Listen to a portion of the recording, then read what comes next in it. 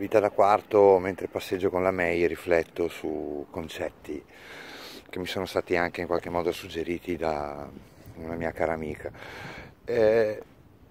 Ipocrisia. Facciamo un passo indietro. Ecco, l'ho fatto. Allora, c'è un giuramento che i medici devono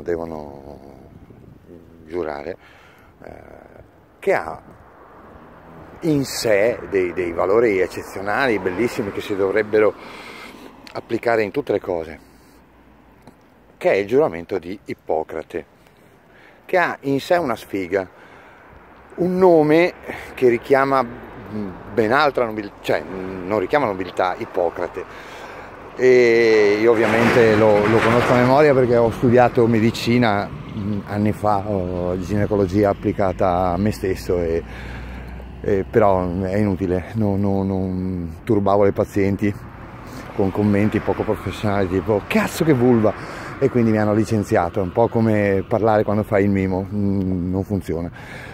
Però Ippocrate, anche se qualcuno adesso mi dirà fuori l'etimologia della parola latino, greco, ma tu non sai che Ippocrate vuol dire, no, non so un cazzo, però richiama l'ipocrisia.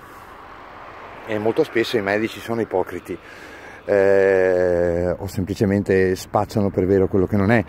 Io una volta andai dal mio medico, che in qualche modo anche stimo e rispetto, ma non so per quale motivo, con dolori molto forti, con una gastrite. Lui mi disse: bah, è stress. Sì, ho capito, però potrebbe essere l'Helicobacter.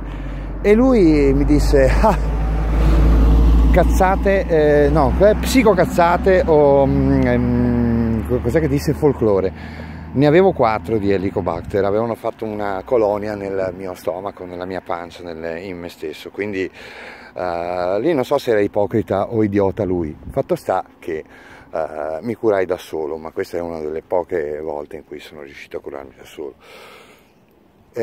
Ipocrisia, lo siamo un po' tutti, io abbastanza. Ipocrisia che cos'è?